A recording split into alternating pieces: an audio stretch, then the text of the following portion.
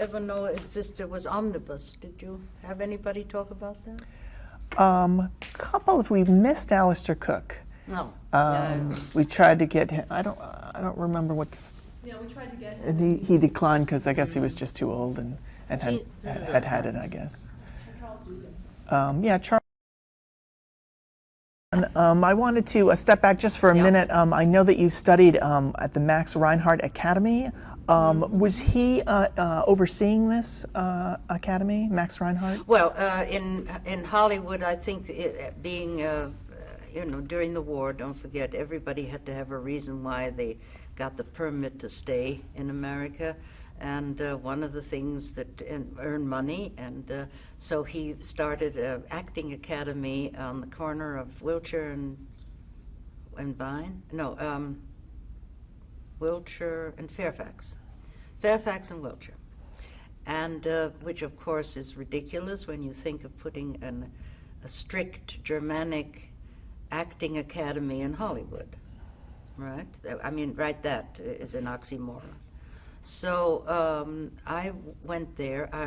I think I went there really to escape my mother more than anything else. And within the year, Madame Thiemig, who was Mrs. Reinhardt, who was the best teacher there, decided that I really didn't need her coaching, that I was superb. And poor woman. And put me in Morning Becomes Electra, which is a very heavy play. And I graduated. And then I was given a job to direct and act and be a teacher at the Max Reinhardt Academy. And what was the process of that in terms of teaching? Putting on plays putting on plays, learning how to walk in costumes, learning how to be poised, learning how to enunciate, learning old-fashioned theater. And what you really did learn, if you wanted to, and very few people did. They didn't want to be there in the first place. They wanted to put on shorts and audition, for a musical at MGM, and they were pretty. So those of us who were not pretty, we were the better students, of course. So we learned discipline, and I didn't have to learn discipline because I was brought up, by my mother, which was the zenith of discipline. So I advanced very quickly. Anyway, then I stayed there, and then the war came. And then it was taken over by, it came to America, the war came. And it was taken over by a man by the name of Jack Geller. And Jack Geller decided that on the corner of Fairfax and Wilshire, he was going to really make his fortune. And as you are too young to know all these things, I will explain. At Lockheed, they were building as fast as they possibly could all the machinery to win the war. And so they had the day shift, the night shift, and the midnight shift. And these people who suddenly had money that they had never earned that much before, who all wanted maybe to one day be an actor, here they had in the Geller workshop a place where for $45 they could buy a lead in a play. For us directors who were working in this factory, we had to also have the same time elements because we would have 8 or 9 casts for one play in order to make that much money, because everybody had to pay for whatever part they played in these things. So you had 6 or 7 casts for one play on the day shift, 6 or 7 casts for one play, for the same play in the afternoon, and then midnight. So I was directing plays, at 7 in the morning when they came off their shifts, or whatever time. It was a real factory. And all these sweet people who were the riveters, right? Making the war, Rosie the Riveter is called, right? They would come with their hard-earned money from really toil and sweat, right? To play Lady Macbeth. somebody of 21, you know, or at most 30, right? Who really should be another Ginger Rogers, you know, is playing Lady Macbeth. It's ludicrous, right? But that's how this place was run. And in between all of these things, sometimes you did find some talent. Elizabeth Taylor's mother brought her son to me for private coaching. And you must remember that at that time, you know, I was in my early 20s, you know. So I used to wear a bun, you know, and try to look older, you know, because most of my students were older than I was, you know. Now, you mentioned a couple of times that you didn't think you were a particularly good actor, but in terms of the teaching, why do you think you excelled in teaching? Oh, I think a lot of people, if you can't do it, teach, you know. And also I was brought up by von Sternberg and, you know, the greats. And my mother was a great teacher. Would have been a fantastic director if she had not had the misfortune to become world famous. I think she would have had a great career that might have made her a happier human being. Did you consider doing directing in television? No. There was no room for a woman director in television in the 50s. You didn't even think of it. And there was one Leela Swift, I know, was one of the only ones that was doing that. Yes, but let me put it this way. It was not something you went out for because you would be laughed. And anyway, if you were known as a glamour woman or if you were known as a leading lady as I was, you know, I used to say, what, they want a poor man's Dietrich, you know.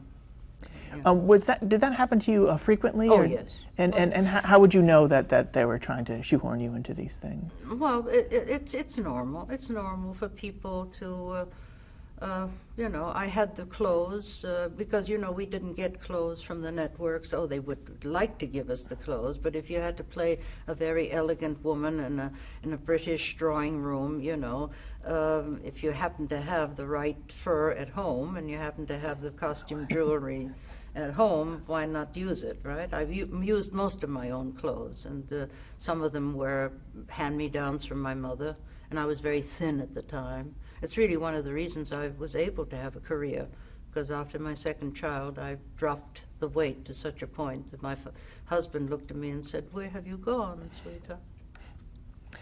Did you play a lot of actresses in the roles that you were given on live No, television? not actresses necessarily, but women, a lot of wives and dissatisfied wives, or you know, very romantic women, always very romantic women.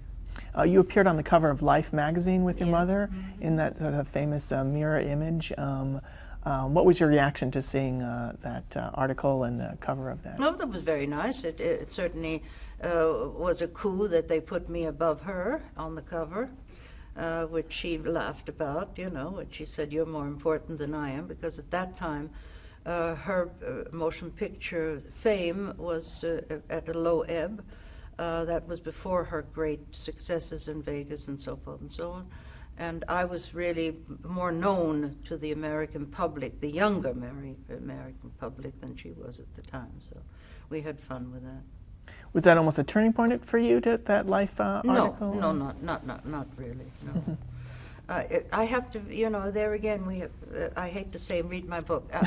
The thing is that I had already, sort of in the back of my mind, I had talked to Grace Kelly, and I had said to her, "Look, there's a contract coming up.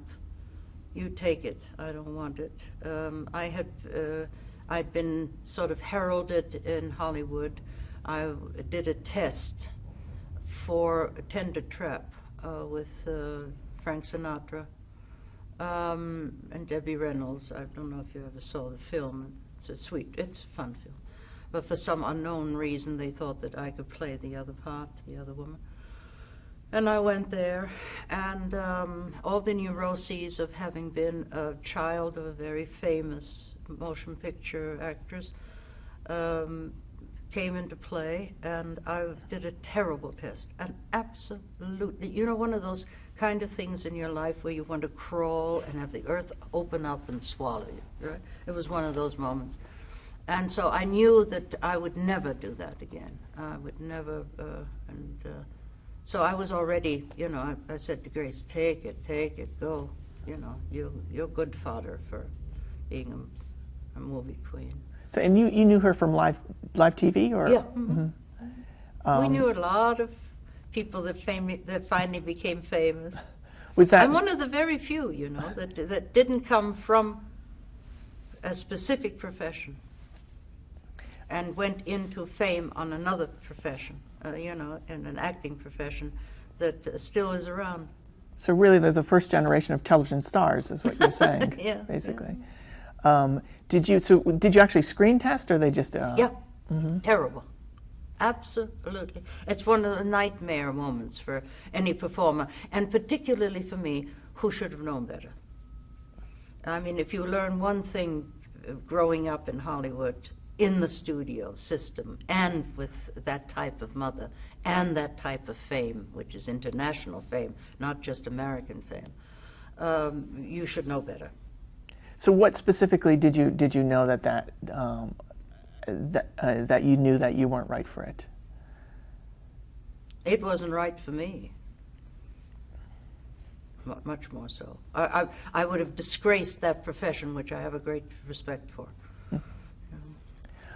There's some other If live. they'd been stupid enough to give it to me, which they were intelligent enough not to. But I played it on the stage in summer stock, and I was very good in it. Oh, is that right? And I was surprised that I was good in it, and I did it really to teach myself a lesson. You know.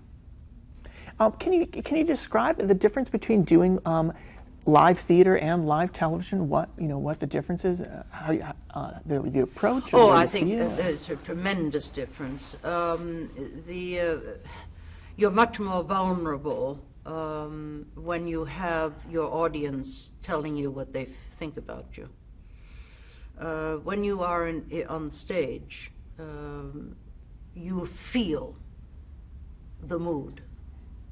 There is no way, unless you're completely an idiot, or I have to preface that, or you are so brilliant a performer that nothing else matters but your own feeling. There are some actors that are so brilliant that if the entire audience walked out of the theater, they wouldn't know it. They wouldn't feel it. Or if they all coughed, they wouldn't hear it. And they're brilliant. But that is that kind of talent that drives you to leave your children, to leave your husband, to take any kind of drug you can in order to recreate that mood, to recreate that power. There are very few actors that have that. I think I've seen some of them. I've had the great fortune to witness some performances like that. But in most cases, the real people, what my mother would call the civilians, you can feel when an audience believes you, or if an audience is just sitting there because they paid for the seats. That's why theater, I think, is this tremendous magnet for actors, because it is the ultimate test of whether you're any damn good. So for television, you just have to presume the audience is there. You don't really have that feedback. You say you talk yourself into the assumption. This is before the remote. You talk yourself into the assumption that they like you. Otherwise, they wouldn't invite you in. That you're playing to friends. At least friends, not enemies. Since the remote, I have seen a change in actors.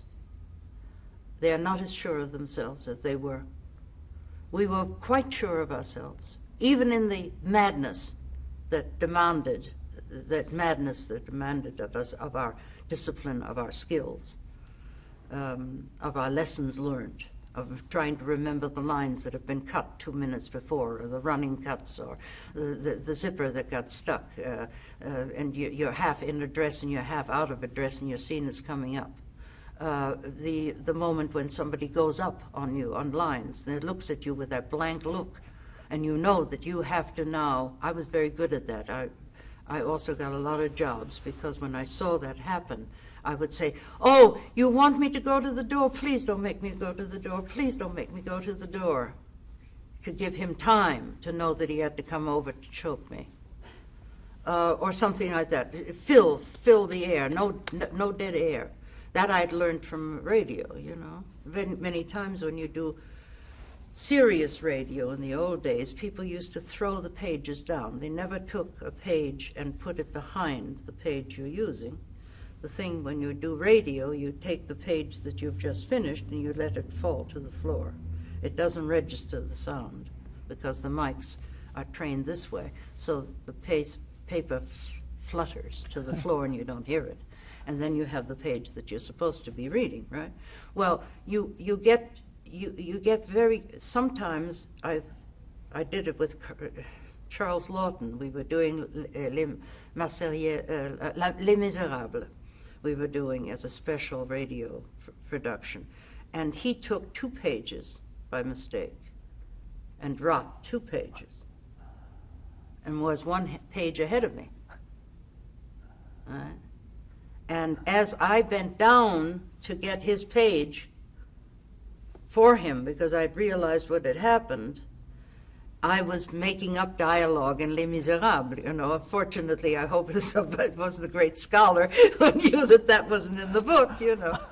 But those things happen on radio. They happen. Clark Gable did it all the time when he did a Lux radio show with my mother. So finally they gave him pages pasted onto cardboard so he wouldn't, you know, they were thick and hard, so he couldn't make that mistake. But that you learn, and then you ad lib. I mean, if you work with Woody Allen in movies, you learn how to, you know, ad lib all the time. But it was new to most of the actors that I worked with, that I was able to write dialogue from my mouth at a moment when they would have gone to black.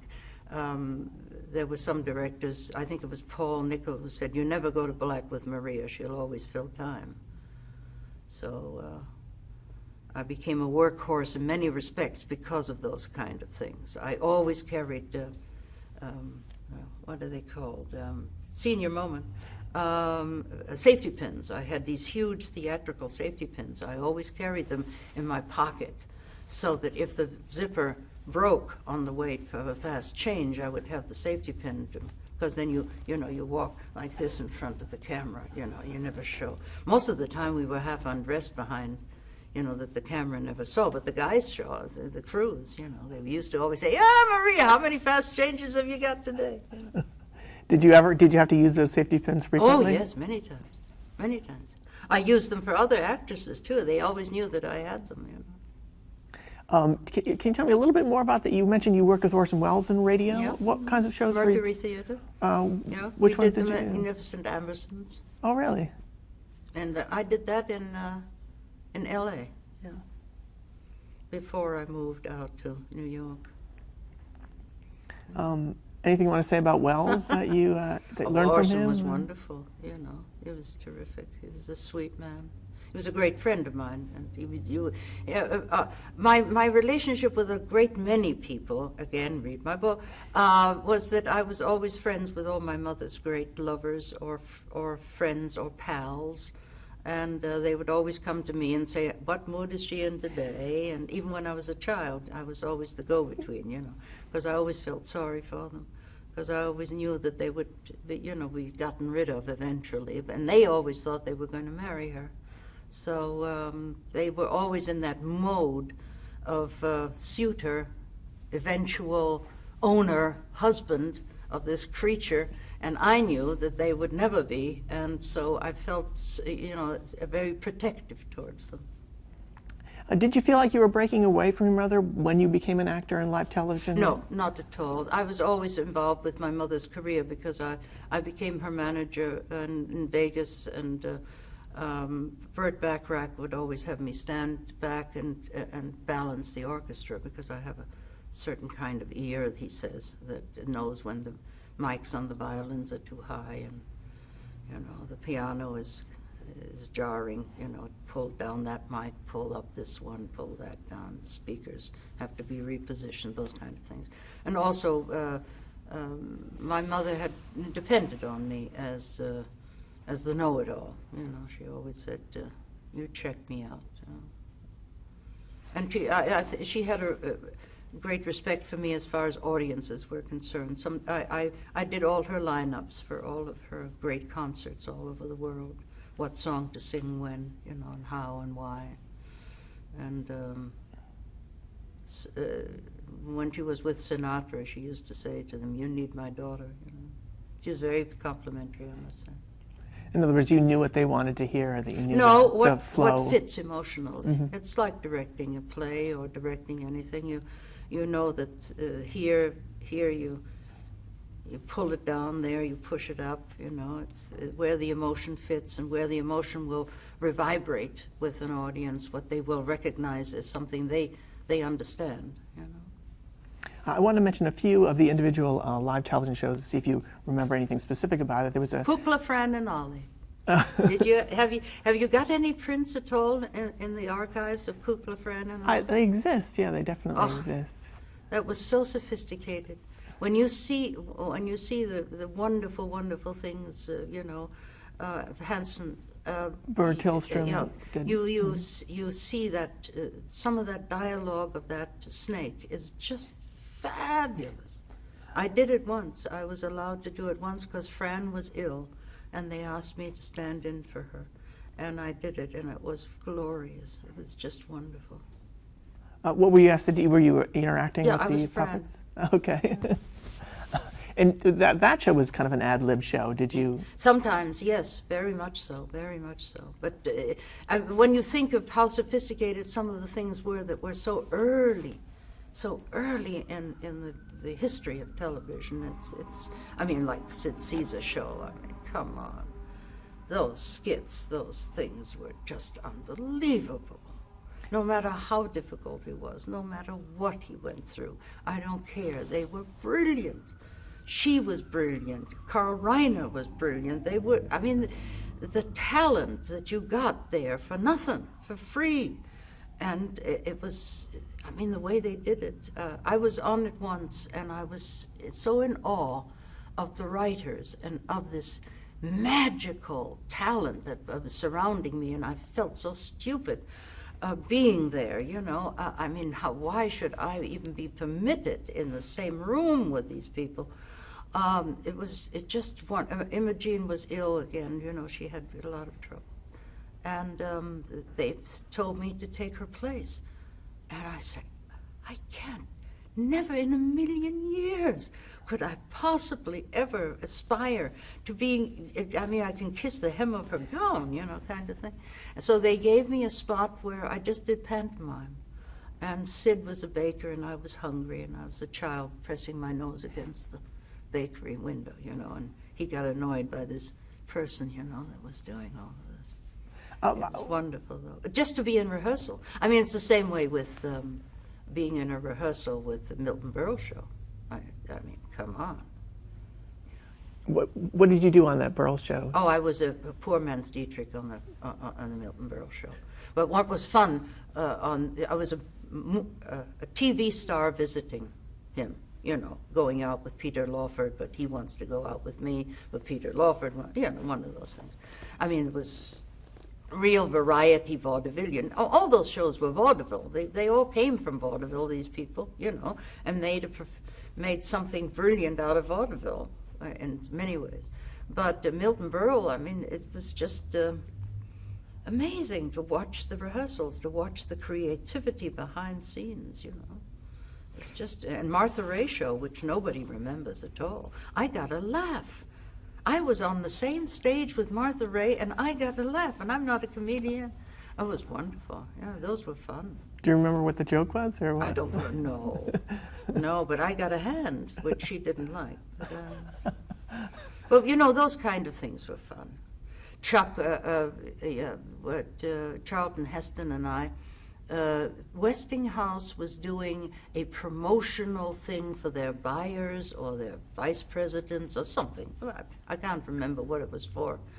And so they asked, as I was the Westinghouse main attraction kind of thing because of Studio One, they asked us to do a dramatic skit for some convention or something. And lo and behold, it's Charlton Heston and I doing Jane Eyre. Now, please, I know. I mean, you know, Chuck was a lovely man, wonderful, fabulous, you know, and a loincloth and Moses, fabulous, you know, wonderful, but not Rochester, right? So we do this skit, you know, and he looks at me, and we're rehearsing, and Chuck says, do you have to read the line that way? And I looked at him, you know, you sort of looked up, you know, at Charlton. And I said, honey, I'll read it any way you want, but why don't you like it that way? And he said, well, it reminds me of a woman I once knew. You know? I said, well, I wouldn't want to do that. I wouldn't want to do that to Jane Eyre, you know. I'll do whatever you like, you know. But I would have liked to have done Jane Eyre as a Studio One, but we never got around to those. That was considered too highbrow, you know. Did you ever get to request things that you wanted to do? No. And anyway, I don't think I would have thought that was my place, you know. There was a show, a Rembrandt show, that you were the... That was my first appearance under contract. I did the famous scene from the movie Rembrandt on Omnibus. Just a little, you know, Omnibus had little snooches here, there, and everywhere, you know. When we were on Broadway, Walter Matthau and I, we did a skit, a small playlet on Omnibus that Sunday. I think it was Easter Sunday. And I remember my husband saying, "You're going to work on Easter Sunday?" I said, "Sweetheart, I have to." And he said, "But who's going to hide the eggs in the baskets for the kids?" I said, "Well, maybe I'll get home in time." Of course, I didn't, you know. So we had Easter Monday instead. You also did, I know you did Woman in the Window with Robert Preston for Lux. Mm-hmm. Any memory of that? Great friend of mine. Well, you know, we met, we read the script around the table, then we would get suggestions from the director that we would either accept quietly or not accept even more quietly and say, well, when we get into rehearsal, we'll fix that, right?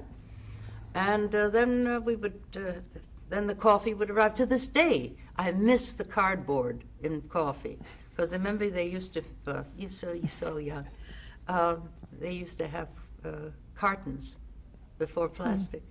There were cartons, so you had that taste of cardboard and glue in your coffee always. I still miss it. Anyway, so we would have that, and we'd have the coffee, and then we'd have the rehearsal, and then we'd come back the next day and have a rehearsal, and then block it. And knowing full well that whatever was blocked, let's say if you had the show on Sunday, whatever was blocked on Thursday would be changed again by Friday, because the cameraman would say, I can't move the camera fast enough from the commercial over to this spot at this time,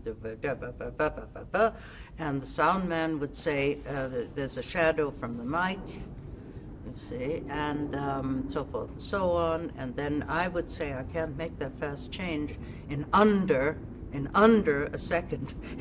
That's not quite possible from a riding costume to an evening dress. I can underdress, overdress, but it's a little fast. And so then, or somebody had to hit me, and I had to have a bruise, you know, or something like that. In black and white, of course, it's easier to do those kind of bruises and stuff, but you know. And then on Saturday, then on dress rehearsal, we knew that we'd get the running cuts, which would cut different camera, and you know, where the positions would be, and it would this, that, and the other, whatever. Did you ever have a It was situation? never set. Did you ever have a situation where you had to read from cue cards or a teleprompter? I did I did a what do you call those things? Nina Foch was the moderator, and it was very exciting and very avant-garde for television in those days. You had two people on the left of her who were for F-O-R, and two people on the right of Nina Foch who were against. And subjects, there would be 3 subjects per show. I remember one was comic books. Against comic books, for comic books, against or for. And I was for comic books with my partner, and I can't remember who he was. It might have been Tony Randall. Or I can't remember. It's terrible. I'm terrible with names usually anyway.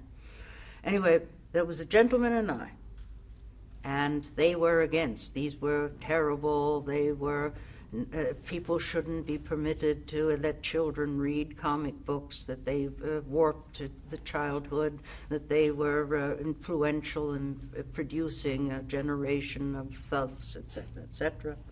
And I brought up the fact that Hansel and Gretel, I thought, was more macabre than any comic book I have ever read, considering that they were going to be eaten, the children, and were abandoned in the forest, etc., etc. And I brought up all these horrible German, you know, fairy tales, right? And we won. It was one of those shows where they, you know, a bell rings and you get 2 points or 5 points or 6 points, so we won. And it happened that most of us, my side, won. So they took the show off. It didn't go very well because it was too highbrow. It was too intelligent. There was a show that was actually called Let's Take Sides. That Maybe might have that been was it. his title. I never knew the title of it. I just appeared and said I want to be on against or for. Were there other types of shows that you did, talk shows or any kind of things No, like I did that? the telethons were the most talk shows. Mm-hmm. And then there was another one where we had to identify something, where it came from and what its use was. And they had guest participants. Dorothy Kilgallen was on it, and I think Dick Cavett was on it, and one of those, like What's My Line? Mm-hmm. You know, they would hand you this strange apparatus. You would have to make up a story as though you knew what it was, Oh, I see. and lie. And then the participant had to choose you or this person or that person story, which he thought was the true one. And how, was it sort of a, you knew every week you would do a certain number of shows? No, you just get a call. The phone would ring when they needed you, or my phone would ring mostly more often because I would replace people who had either gotten scared or just couldn't hack it, or you know, just decided I don't want any of this madness. Were you ever nervous doing a show? Probably, yes. I'm sure I was nervous. I mean, you couldn't do that kind of rampage without being nervous, you know. I once, and then you never knew what was going to happen, really, because, you know, it wasn't just the actors. Those you knew. You knew the person who might dry up, who didn't know her or his lines too well, or who was giving, you know, who didn't know what they were doing, or who, so forth and so on. But there were other things also. You had the sound man, you know. Would he do it on time, or something might happen? We had a terrible thing happen once. I was doing a show, and I can't remember whether it was a Studio One. I don't think it was. It was already for NBC. I had a white chiffon evening dress on, and I had to come in to a room, and I was waiting for my entrance cue, and suddenly against my ankle, because I wasn't wearing stockings, but this chiffon material, this soft material, felt sticky, wet. And I looked down at it, and chiffon is very absorbing. It's like, blotting paper material. And all the way up to my knee, the side of my evening dress, this white evening dress, was stained with blood. And it had soaked up a pool of blood that was by this fake door that I was about to open and go into the set. And the man who had been in the scene before me was supposed to have been hit over the head with the butt of a revolver. And they had, for some reason, from the rehearsal, they had put a real revolver, and so the butt was a real one and not a rubber one, and he had received a head wound, and head wounds bleed very profusely anyway. And he was lying unconscious on the floor under the light. Of course, he couldn't be seen by the cameras because it was off camera, and in a pool of blood, and I had walked through the pool of blood to get to my entrance. Now, how to tell them on in the scene that I'm about to play that this man isn't going to come in, because he was supposed to have been, this had happened in another set, right? And then he recovers and he comes storming in, supposedly, I think that was it. Now, I had to communicate to them that this man wasn't going to come in, which would have been the progression of the scene. Do you remember what was done to cover? I think I rewrote this. I rewrote the end of the show. Just ad-libbed some story. And I think it wasn't Howard Duff, and it wasn't Edmund O'Brien, but it was somebody who knew me well enough. Oh, it may have been Preston. I think it was Bob, who knew me well enough to know that I hadn't lost my mind. Because if somebody comes in and suddenly spouts a completely different set of sentences at you, you think that she's flipped her lid, and you would probably go to black or hope that the director goes to black. But he followed my lead, and I think we rewrote it together, and then we exited, and they went to black and went to the commercial, and the director ran out, and then the ambulance came, and they went to, I think they put on a cartoon or something. Oh my gosh. Yeah, that happened quite often. I did a show with the... Now, did you immediately recognize what was going on? You said, you looked down. And I saw blood in my white chiffon dress. It was wet against my ankle. That's what made me notice and look down. So I saw, the man was unconscious. There was no question about it. And he was an actor who had been in the scene before. So I knew the script. I knew that he was supposed to be coming back. That happened quite often in other shows that I wasn't in. I was in one with Sidney Lumet on Danger, where Salem Ludwig was supposed to hit me and beat me up. And I had a nurse's uniform on, so that the nurse's uniform was supposed to be splattered with blood for the next scene. And in order to, when you do those kind of things on live television, it's not like in movies, and it's not like it now is with computers where you can fake all of this thing. It has to be real. And so Salem, in order to make it so that he could hit me, I had to duck under the lens of the camera. The lens of the camera has a shaft, has a covering, and it's rather sharp. It's like that, like a pipe. And I had to duck under the pipe so he could throw his punches into so-called me, but it was into the camera, right? Well, in order to, as I was ducking, as he was shaking me, and I knew this was the moment for me to duck, so I ducked, and I misjudged. He had pushed me backwards too far, and when I ducked, I hit the edge of the lens cap here, and I went underneath, and we continued the scene. This was fortunately a dress rehearsal. And as I said before, head wounds bleed profusely. And I had been cut open, and the blood started to go down into the false eyelashes, into the makeup, into the thing. And the scene continues. And Jerry Thor was a wonderful actor, was coming into the scene after he finds me lying on the floor, unconscious and all this kind of thing. And Jerry, who was a great friend of mine, picks me up. I'm lying on the floor where I'm supposed to be, not because I'm out, but that's how the scene is. And he picks me up and sees the blood pouring down, right? Doesn't pay any attention. He thinks that we've done the blood capsules, right? So he shakes me. He says, "Are you all right? Are you all right?" In the scene. And we continue the scene.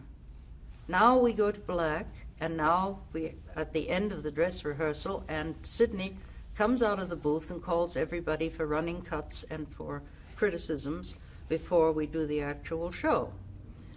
Little things that he didn't like that he wanted us to fix. And everybody knew that Sidney and I were great friends. And he comes out, and they see this blood now, that it's blood. And they wait for Sidney Lumet to throw a fit. Can I do the show? The show which is in an hour, in 45 minutes' time. And Sidney comes out, and he reads his notes, and he says, "Now, Maria, in the fight scene, that blood doesn't look real enough on camera." And I say, "Sidney, it's real." And by now they've given me ice cubes to put on my head, and now the ice water is melting, so with the blood it really looks worse, it's really dripping. And he looks up and he goes white because he had thought, and that taught me a big lesson, that on camera, real blood doesn't look like real blood, right? And so now come the lawyers. It was CBS, yes. Now come the lawyers, right, who are worried now. Am I going to be able to do the performance? What are they going to do? The show is live. Everybody's waiting for danger. It was a very successful, very powerful show. Everybody, big ratings, tremendous, and I was in it, and Jerry Thor was in it, I said, all we have to do now is we have to reposition. I'm all right, don't worry, Sidney, don't worry, Sidney. I said, all you have to do is we have to reposition the camera so that they don't shoot my right side. So we had to reposition all the cameras, all the this, all the that, and I think it was 45 minutes, and we went on, we did it. We did the show, nobody ever got But it was great, because after I'm beaten up in the movie, we took the Band-Aids and all the stuff off my own real wound, and it looked terrific. That's live television. Did you get a time to rest in there, or something? No, but the lawyers were very worried. Yeah.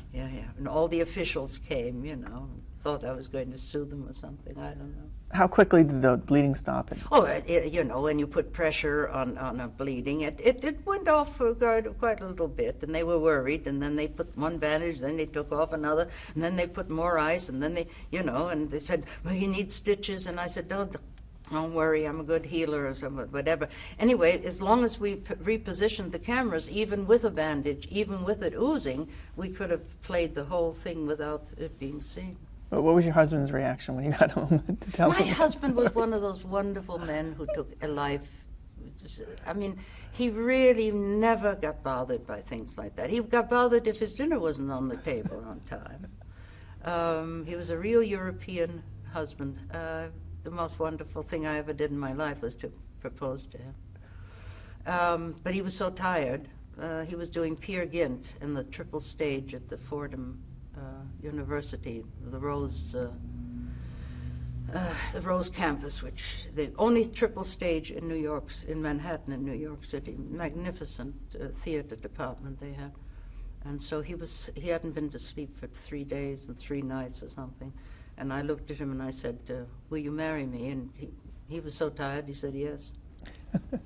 You found the right moment. Yeah, we were married for 52 years. Now, you've mentioned your children. Can you tell me how many children you have and if they I have entered 4. the business?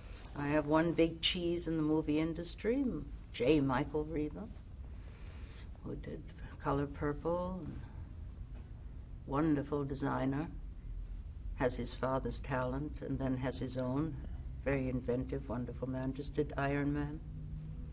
He's a production designer, which is a big difference from being a designer, a production designer. And has an Emmy standing on his piano. And then I have Peter, and he's a literary agent, a very brilliant one. It was because of him that my book was able to be a bestseller book and was accepted by Knopf, which is a great publishing house that I bowed 3 times when they took it. And I've just finished a book on Henry Ford, and I'm starting one on Velson. And it's nice at 85 to find a profession where you can sit down. It's lovely. I might have a talent for steeplechase, but at 85 I couldn't do anything about it, right? So I get my directing by writing, which is very satisfying. And then I have Paul, who brought me here, who's a wonderful impresario and also works in the motion picture industry for one time and has a pub in England that he runs because he got tired of Hollywood. And created a little back lot of MGM right in South Devon. It looks like all you need is Lassie to walk out of the door, and you know where you are. And then I have David, who is another great impresario and wonderful talent. I like my sons. Loving is easy, I always tell them, but liking takes decision. And I like them. They're good men. So this is the first book you've written since you wrote the book about your mother? Mm-hmm. I know when that book came out, there was discussion about you possibly doing another book. Yes, I wanted to do. I've always been fascinated by America. I love America. I'm like all. I think naturalized Americans. We have that extra gratefulness to have become an American. Even if we couldn't get by birth, we sort of made it. The Model T Ford. That emotional tie that Americans had for the Model T and that men still have for their cars.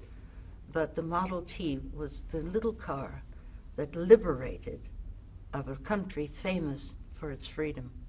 I like that idea that in the land of freedom there was a car that freed the common man, that gave him that extra freedom. And when you do research, it's wonderful. That's what I like the best of all. Do you know why all the railroad stations in America are 20 miles apart? Because a horse can only go 20 miles. Oh, okay. So the car and and the immigrants that built the Model T, that symbol of freedom for the common man, were immigrants that had come for the freedom to America. I like that. And I'm hoping that I can write what I feel about that juxtaposition of it. That book is imminent that you're talking Yeah. about? Mm-hmm. Is that for Knopf as well, or who's publishing it? Random House. Okay.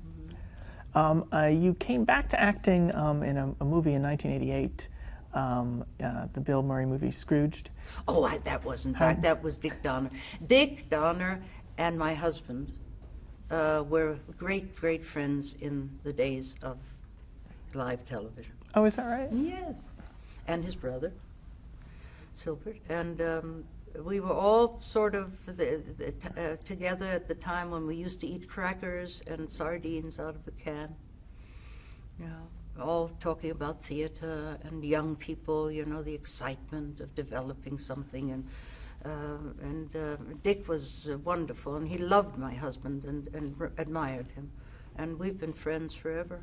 And of course, my son Michael was the production designer on Scrooged. And so he said, let's have all the Rivas. And my son Paul was assistant in the art department. So there was 3 Rivas. And then my son's godmother, a wonderful actress, Sidney Scott, played one of the homeless people. So we had to, and he wanted Bill, but Bill refused. So. What was the experience like of just being back in front of the camera? Oh, it was sweet. It was lovely. The designer, the costume designer, you know, when you're a production designer, it's under your umbrella all the things that make the look of a film. Many people don't know what a production designer is in the civilian world, and that is that the look of a film is the responsibility of the director and the production designer. And Michael, my eldest son, who is a production designer, has to hire, it's a tremendous, unbelievable budgets of hiring everybody who has something to do with the look. That means also the costume designer. So the costume designer on Scrooge was a sweet, sweet man who saw me and saw Marlene Dietrich to be dressed. And he had such fun making a dress for me. And it was lovely. I mean, you know, very glamorous and gorgeous. You never see it because, I mean, my part is so tiny, and it should be, that the dress wasn't even worth making. But he had such fun, and everybody had such fun looking at it and seeing, you know, the visual Marlene Dietrich in a green velvet dress. And you shared scenes with Robert Mitchum. Did you know him before this movie? No, this is one of the actors that my mother never worked with, that I never worked with, and is someone I don't regret not working with. So I have some summing up questions. The era of television that you worked in has been referred to as the golden age of television. Really? Do you consider it a golden age of television, the 1950s live television? No, I think the golden age of television is right after. I think All in the Family belongs in the golden age of television. Definitely Show of Shows, of course. Those shows, yes, would be the golden age. But I think On the Cusp would be the golden age, because we weren't polished enough. We were still digging the diamond mine and coming up with a little bit of dirt or the little sliver of a diamond here and there, but it hadn't taken its hold. I think it had taken its hold on the people, the wonder of it, like all great things that become acceptable in a whole society, a world society, an international society. Now it's even, you know, at the space station, you know. But except for certain moments, I think it's just on the cusp. On the cusp. What advice would you give to an aspiring actor or actress? Be individual. If you have anything that you can develop as an individuality, don't look like the clones. We have too many clones. In the motion picture industry, I think, as well as television, if I see one more long blonde hair hanging down with a face that you couldn't really know who's who, or if you have seen it before, or maybe it's the girl from that show, or maybe it's the girl from this show. It will eventually tell, but it takes such a long time before. Usually the show itself has to be a tremendous success before a performer, particularly women, or even men now, stand out. But then they are associated with the success of the show. And it takes them a long time. And you will notice that some of them go into movies in order to get that recognition of individuality. Because they say, I'm only known as this character. You know, that's a great excuse. That the audience says, you are not who you are, but you are Jane Doe in this particular show. But a lot of it has to do with the lack of development of personality within the actor itself. It's one of the great things that the studios did. The studios, particularly places like Warner Brothers, not so much Paramount, not so much RKO, till later. RKO did it with Ginger Rogers and Fred Astaire, but MGM was the master at developing stars, not actors, stars. They had different categories of stars, actors, and would-be actors, and sous actors, and, you know, supporting actors. They had them all categorized, and they would not let one go slop over into the other. I mean, if you, the scripts were written for Spencer Tracy. You went to see a Spencer Tracy movie. You did not go to see what he was in. You went to see him. You went to see Garbo. You went to see Dietrich. You went to see, and you go to see Johnny Depp, don't you? You don't care whether it's this movie or that movie. It's a Johnny Depp movie, and you like Johnny Depp, you go to see Johnny Depp. It's the development of individuality. So you cannot be confused with Tom, Dick, or Harry. Jean Harlow was Jean Harlow. And I love Ted Turner. You know, every time I see, I just want to hug him, because without him and that buying all those films, buying all those collections, these generations wouldn't know what was a Carole Lombard. They wouldn't know what is a Frederick March. They wouldn't know all these people that they suddenly are discovering. They may not like them, but they are discovering them. That's a big difference. They see a whole history of stars, what stars were really. I always, when I lecture in Germany, I would say, why do you think they're called stars? They're unreachable, unattainable. They just shimmer. All they do, you wonder at them. You can't touch them. You just wonder at them. And we are now in such a culture that we have lost a lot of the wonderment of performers. You have it in a few, but too few.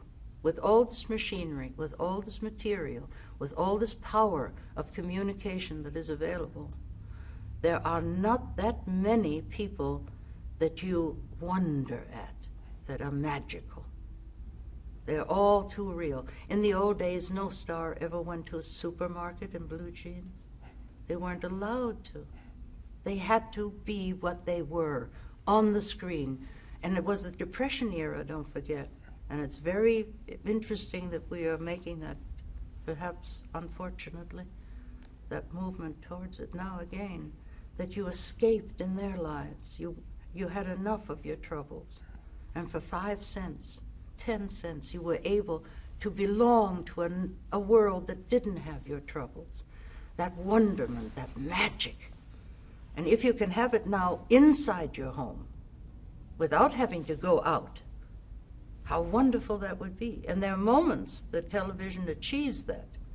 There are moments. But I don't think enough. Okay, we're at the end of the tape. We're going to stop right